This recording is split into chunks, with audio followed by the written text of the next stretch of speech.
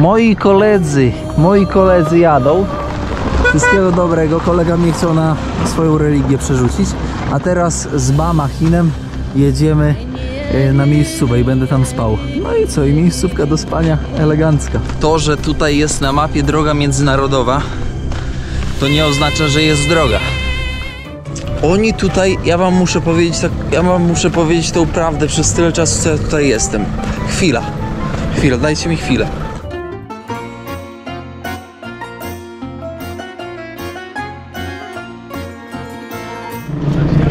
Money dia kira.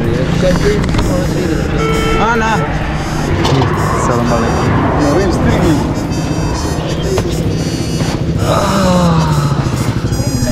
Klima połowę.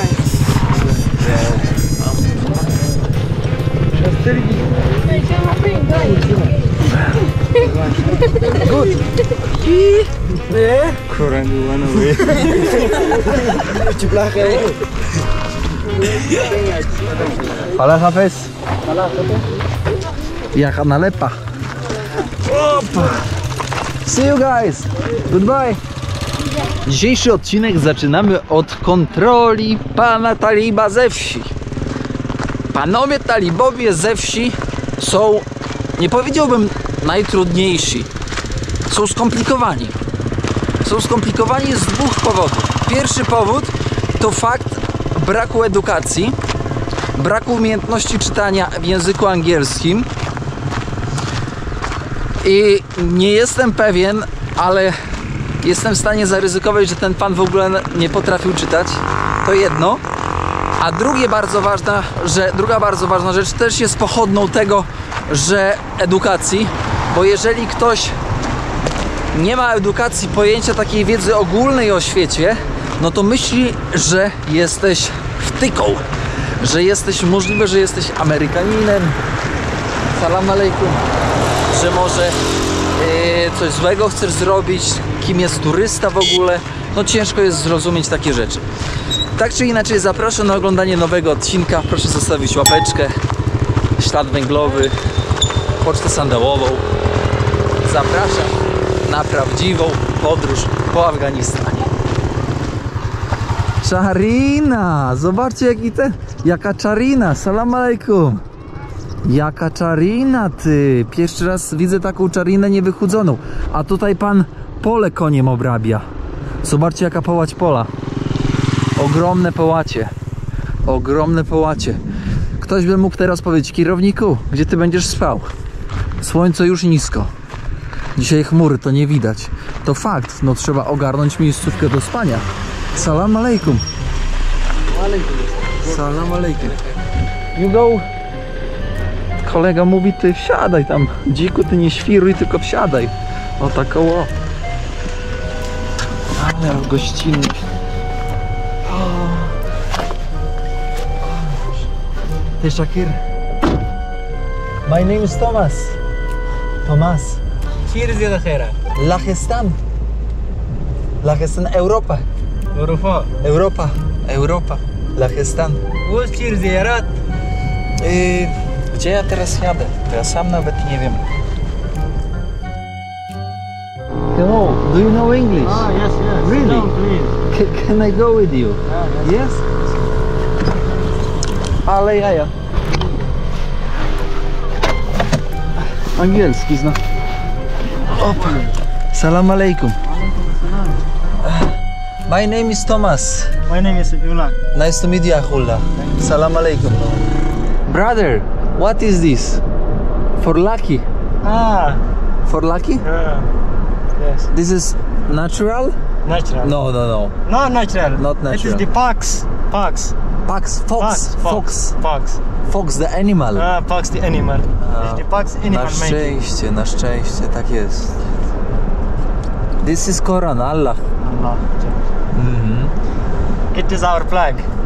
Taliban flag. Taliban flag. Are you Taliban? No, it is not only from Taliban flag. Okay. It is the Islam flag. The Islam flag. I w tym właśnie momencie, moi drodzy, kończy się dobra droga do naszego celu, czyli do Heratu. Teraz przez jakieś 300, jak się nie mylę, nawet może i więcej kilometrów będziemy jechać taką właśnie drogą szutrową, nieprzyjemną, dziurawą, po której 100 km będzie trwać około 2, może nawet 3 godziny niestety.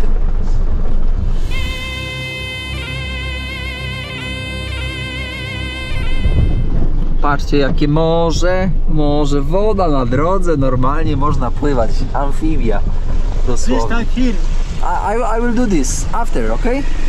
Dzisiaj chyba u kolegi będę spał, ale jeszcze nie dogadane. Ale co tu dogadywać, jak tutaj nie ma innej opcji. Dziki ty. Patrzcie jakie hardkorowe warunki. Wow, zobaczcie, nie wiem czy my nie zostaniemy w tej wodzie. Patrzcie, normalnie przy drzwiach woda. Ale jajca. Elo dziki.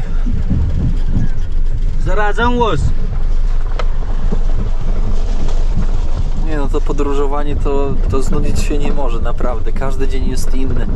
Każdy dzień jest zaskakujący. Namioty UNICEF-u, pomocy humanitarnej, zobaczcie. Nie wiem za bardzo co w tej pomocy UNICEF-u wiecie chodzi na świecie, bo dużo tego jest, znaczy wiem o co chodzi, w sensie wiem teoretycznie o co chodzi, ale w praktyce jak to wygląda w Afganistanie. Muszę trochę pogrzebać, bo te wszelkie pomocy tutaj to mi się głęboko śmierdzą, wiecie?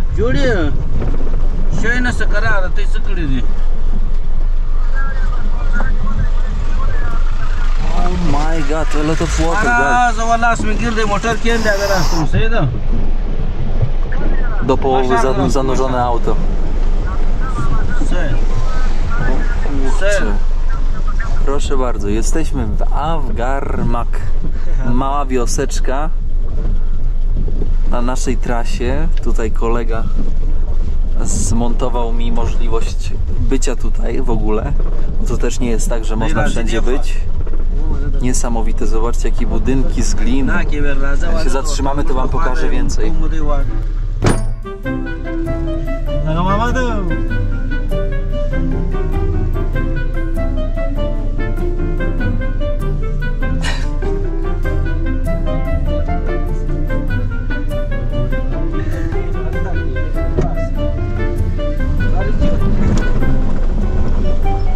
Niestety namierzyli nas tutejsi funkcjonariusze i będziemy musieli się zgłosić, napić się herbatki u nich, żebym mógł kimnąć u koleżków. No taka sytuacja.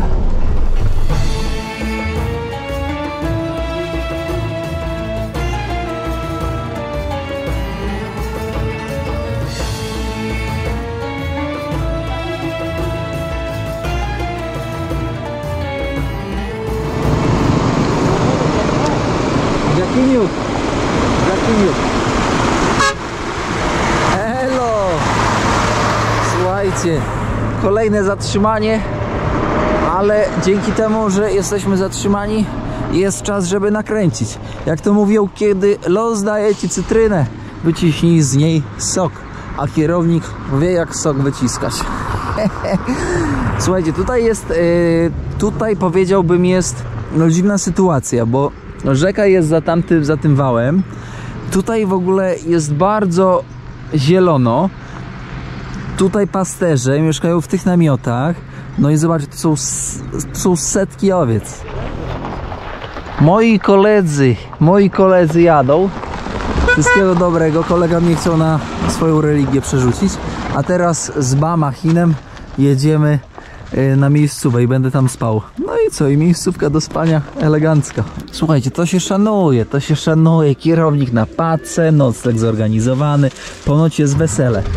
Trzymaj się, Paweł. Ponoć jest wesele, na weselu będziemy. No i co? I takie to żyćko po prostu sobie, wiecie, płynie, nie?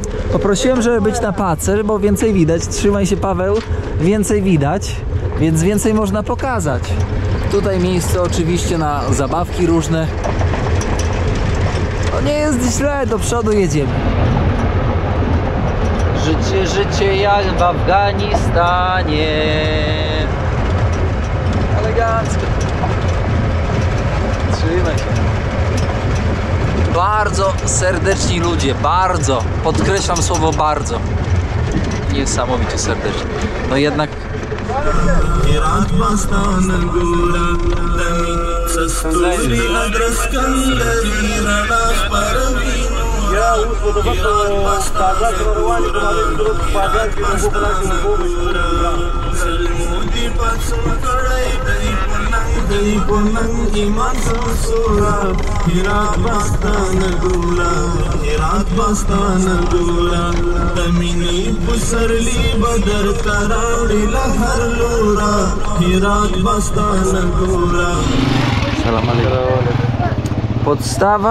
podstawa to dobrze się zakręcić. Jak się zakręcisz... Kurde, no teraz to już się pogubiłem. No...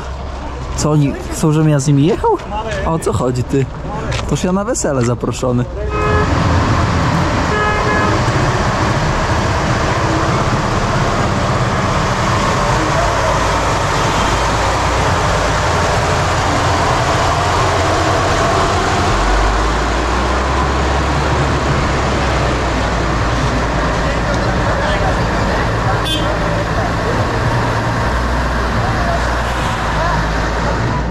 Don't worry. Zobaczcie, nawet na rowerze flaga aktualnego rządu. Na rowerze tak przyczepiona, żeby dumnie powiewała. Młodzi, starsi flagę używają. Dziki.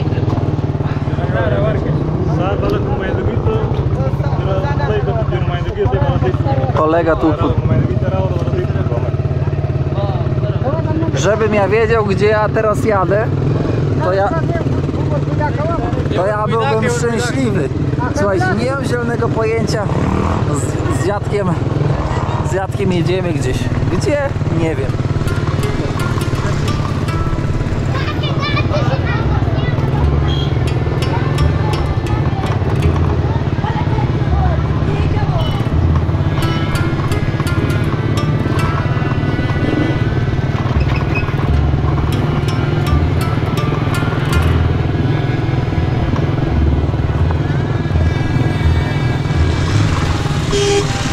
Ja wam coś powiem po kierowniczemu, że niby fajnie, przygoda i w ogóle, ale na cholery planu nie znam.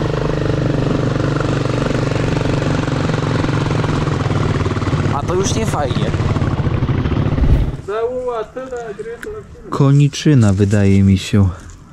Koniczyna do jedzenia normalnie. Tutaj szefuje koniczynę. Zobaczcie, ile tego jest. Zwierzęta tu nie wchodzą, ale wszyscy plują, więc ja tego nie jem. Ale ja. No w bazie jestem, w bazie. Ja jestem tutaj, pokazuję, jak to działa.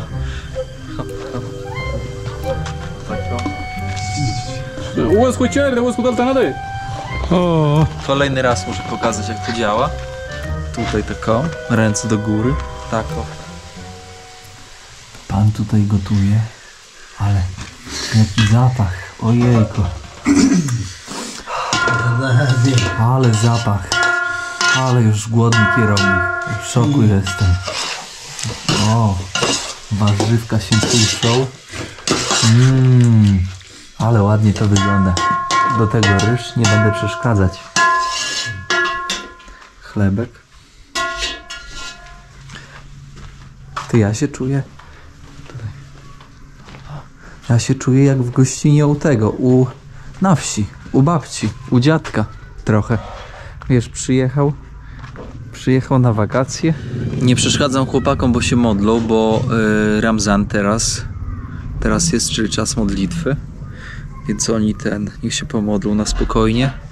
Gość mi zadał ciekawe pytanie. Wyrwało mnie z sandałów, bo zapytał mnie tak. Tomek, tam przy tym policjancie. Tomek, czemu ty nie wyznajesz islamu? Czemu nie wybrałeś islamu? A ja do niego mówię, tak mój kierowniczy mózg. Dzięki, Paweł.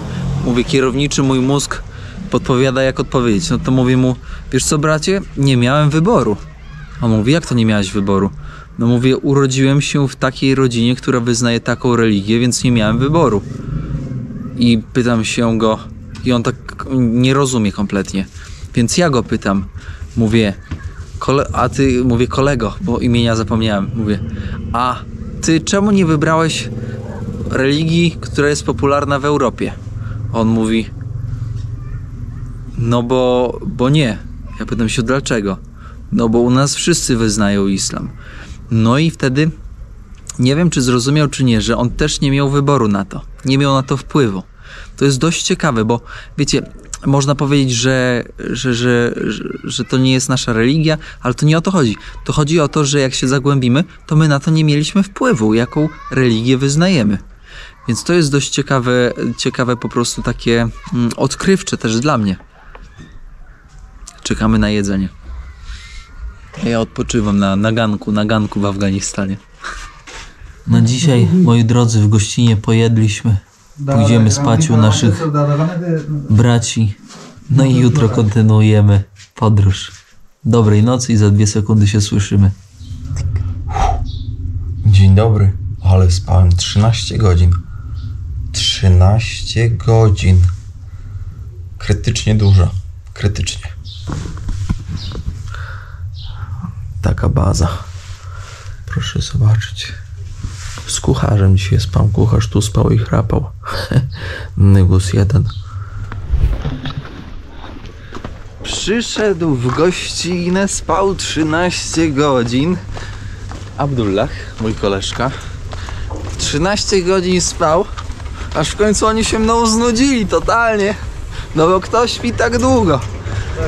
No teraz tylko szkopuł w tym, żeby na spokojnie... O kurde, zobaczcie jakie miasto.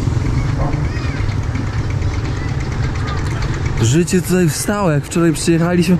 On mnie chce wpakować do autobusu, ale ja nie chcę. Wiecie o co chodzi? Teraz to jest szkopuł, żeby się wykaraskać z tego. Tutaj koleżka do roboty. Abdullah! Patrzcie na to. Abdullah! Karno!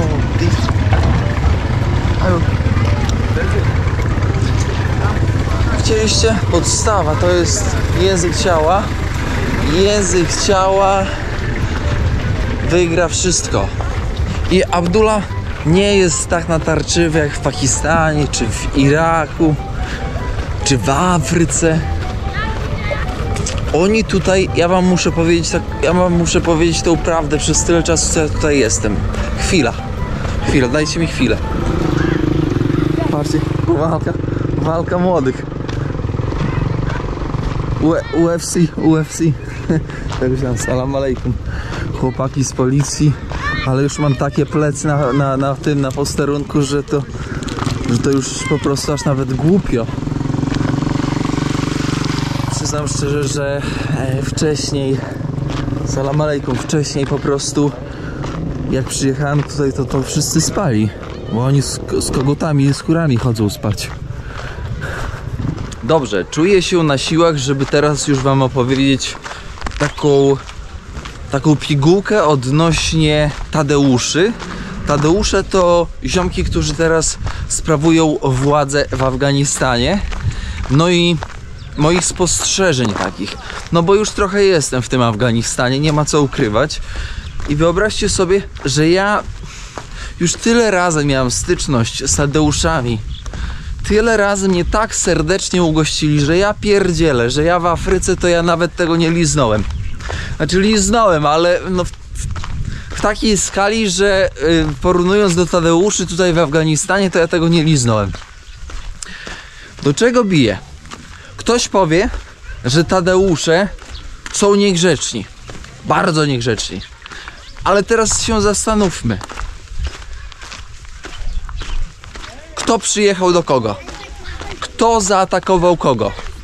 Logicznym jest, że jeżeli ktoś by przyjechał, jacyś intruzi do Polski, to my Polacy byśmy naszego kraju bronili za wszelką cenę. Nasze matki, siostry, braci, nasze babcie byśmy bronili. I jest taka sama sytuacja tutaj. Też bronimy Salam alejkum, dziku. Też oni tutaj, Tadeusze, też bronią swoich. I to nie jest nic nadzwyczajnego. A to, że w zachodnich mediach mówią, że Tadeusze zlikwidowali tylu i tylu naszych. No tak, zlikwidowali tylu i tylu naszych, bo wy przyszliście i zlikwidowaliście i zaburzyliście ich życie, ich codzienność tutaj w Afganistanie. Czego się dziwić? Ja się w ogóle nie dziwię. I pamiętajcie o tym, zachodnie media mówią to, co chcą mówić. I pamiętajcie też, że zachodnie media mało wiedzą, co tutaj się dzieje, bo to jest po prostu daleko. I nie mają zbytnio interesu, żeby wiedzieć, co tutaj się dzieje. A w telewizji, w radiu czy w internecie widzicie tylko i wyłącznie informacje, które uderzają w emocje. Informacje, które są naprawdę hardkorowe. Informacje, które jak czytacie nagłówek, to macie gęsią skórkę. Pamiętajcie, że kij zawsze ma dwie strony i ja tutaj... Dziwnie to zabrzmi, ale ja jestem w 100% za Tadeuszami. Dlaczego? Bronią swojego. Bronią swojego, nie chcą intruzów. Ja im się nie dziwię. I jeszcze bardzo ważna rzecz. Bo wy uważacie, może nie uważacie, myślicie, że Tadeusze to rozbójnicy.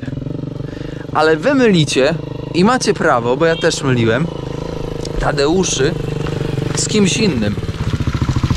Siema dziku. Nie mylcie Tadeuszy z kimś innym. Poczekajcie, zaraz ja wam to rozrysuję. Chwila, moment, może na tej glinie. Zapraszam na lekcję historii. Afganistan, Polska. Tak jest. W Polsce mamy prezydenta na czele. No i w Afganistanie mamy prezydenta na czele. Funkcje reprezentatywne bardziej powiedziałbym niż takie decyzyjne. Decyzyjne są ugrupowania polityczne. Tak jak u nas jest PiS, PO, prawica, lewica. Prawica, lewica. No i tutaj sytuacja w Afganistanie jest taka, że tutaj jest jedno ugrupowanie, czyli Tadeusze. Prawda? Nie ma zupełnie innych, bo nie było czasu na stworzenie tego przez ponad 40 lat bronienia własnego kraju. No i w momencie, kiedy są Tadeusze, to Tadeusze decydują. Tadeusze zdecydowali, że muzyka zakazana, dziewczynom szkoły zakazane, takie tam. Ale pamiętajcie, no zawsze gdzieś jest ziarno prawdy. No, Tadeusze zakazali kobietom szkoły. Po 6. klasie już nie mogą być w szkole. I ja się z tym kompletnie nie zgadzam. Ale druga strona kija jest taka, że prawdopodobnie dzięki temu zagraniu, nie wiem czy świadomie, czy nieświadomie, demografia Afganistanu pójdzie w górę. Gdzie u nas demografia znacząco w Polsce spada. Oczywiście nie wdrożymy czegoś takiego, bo to by było karygodne, ale pamiętajcie, nie patrzcie, nie oceniajcie od razu. To jest oczywiście coś, czego ja sobie pozwalam na ocenę. Ja bym tego nie wprowadził, ja bym trochę zagrał inaczej, ale ja nie jestem tutaj, wiecie, z Tadeuszami. W sensie nie mieszkam tutaj. O co chodzi? Tadeusze wyznaczają trajektorię. No, z prezydentem, z ministrami. W Polsce tak samo. Prawica czy lewica z prezydentem wyznaczają trajektorię. No i załóżmy, że w Polsce jest taka komórka jak mafia. Przychodzi mi do głowy teraz historia mafii pruszkowskiej. Jest mafia pruszkowska, tak? No i oni bróżdżą, oni przeszkadzają, oni kradną. A u Tadeuszy jest taka komórka, o której się często wspomina w telewizji, którą nazywamy Irena, Sylwia. Pierwsze litery, tak? Irena, Sylwia. I teraz, co złego się tutaj dzieje? Co działo się w Kabulu bardzo mocno, na terenie całego Afganistanu, to przeważnie odpowiada za to Irena, Sylwia. Fanatycy, którzy mówią, tylko są Sunni, wszyscy pozostali, czyli szyici w Afganistanie są źli, więc musimy ich zdeptać. to jest problem tej komórki. Dzięki tej komórce zawdzięczamy zły wizerunek Afganistanu. Panowie, kurde no. I tak samo byłoby, gdyby, co byście powiedzieli, gdyby ktoś powiedział, że mafia w Polsce i w sensie jest mafia w Polsce i wszyscy myślą, że Polska to jedna wielka mafia. No mam nadzieję, że wam trochę to wytłumaczyłem. Przyznam szczerze, że bardzo cieszę się, że możecie po prostu to obejrzeć i nieco bardziej zrozumieć całą sytuację, ponieważ zależy mi na tym, żebyście nie mieli skrzywionego wizerunku. Żebyście nie mieli skrzywionego wizerunku Afganistanu, żebyście wiedzieli, jaka jest prawda pomimo ponad 5000 km, nawet może 6. Nie wiem, zresztą już musiałbym sprawdzić, ale 5 to na pewno jest 5000 km od Polski. No i teraz powiedzcie mi, którędy jest droga? Najprawdopodobniej tamtędy.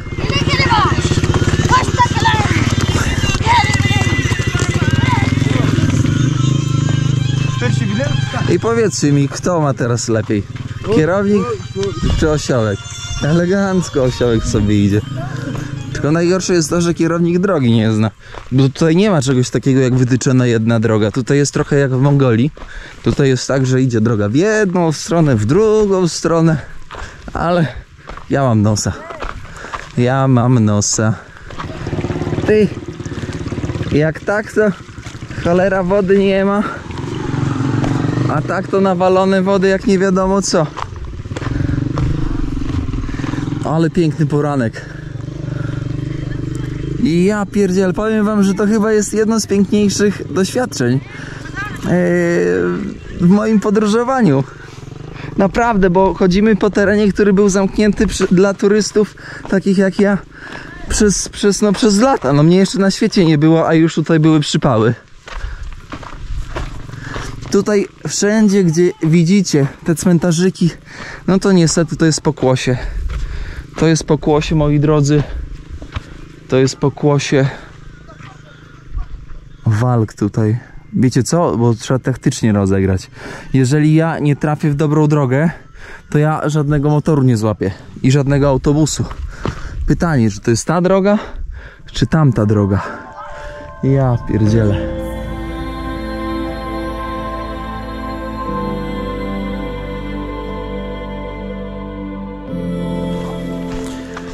Międzynarodowa droga z Iranu do Uzbekistanu, Tadżykistanu. O kurde, niektórzy nawet tędy jadą, słuchajcie, do Pakistanu, żeby zahaczyć o Mazar Sharif i Kunduz. No i teraz mi powiedzcie, można? Można. Drogę robią, drogę poszerzają, nie poszerzają drogi, w sensie przy okazji poszerzają, piasek biorą na budowę proszę ja was chaty. O, wody się dorzuci się trochę jakiegoś zmielonego odpadu ze zboża i będzie dobra lepianka. Chłopaki mi mówią, że nie tędy droga. Chociaż droga na mapie pokazuje, że tędy. Że mówił, że w tamtą stronę. Holender, co ja pójdę na skróty tędy? Jak mi urwie nogę? Cholipka. No musimy się zastanowić teraz, co tutaj zrobić z moim... Przyznam szczerze, że droga została zgubiona. To, że tutaj jest na mapie droga międzynarodowa, to nie oznacza, że jest droga. No i tego można było się spodziewać. Okazuje się, że jest objazd. Kurczę, ale czemu jest objazd? Jak teraz jest pora sucha. Nie wiem, o co chodzi, ale chłopaki, no 3 gości pokazywało tam jadą samochody, tam będą samochody. Tutaj nic nie będzie. No mają rację, bo jest godzina 11, więc trochę już by tutaj jechało. Patrząc po śladach, no to trochę tutaj maszyn jedzie. Ale faktycznie niezbyt dużo. Więc z tym, przyznam szczerze, z zamotanym momentem dzisiejszego dnia, zagubionym momentem, zamotanym, chaotycznym, kończymy dzisiejszy odcinek. No i Pozostaje wam, moi drodzy widzowie, poczekać na kolejny odcinek, aż się po prostu zmontuje sam i będziecie mogli podążać dalej trasą. Trzymajcie kciuki, żebym znalazł w ogóle tą drogę, bo jeszcze kawał drogi, 380 km. 380 km pieszo, no to będzie tak w takich warunkach to z 2 tygodnie. Z 2 tygodnie, no i niestety baterie mi w kamerze nie wytrzymają na 1000%. Wszystkiego dobrego, pamiętajcie o dobrym słówku pod filmem, łapeczce, no i też o poczcie sandałowej. Pozdrawiam serdecznie, czołem, kluski z rozstrzałem. Proszę pogłaskać czarki i pulpety. Cześć! I'm a traveling spirit, I've seen many shores, from the West Pacific to the island of Kenya. They treat me like a son anywhere I go, and even though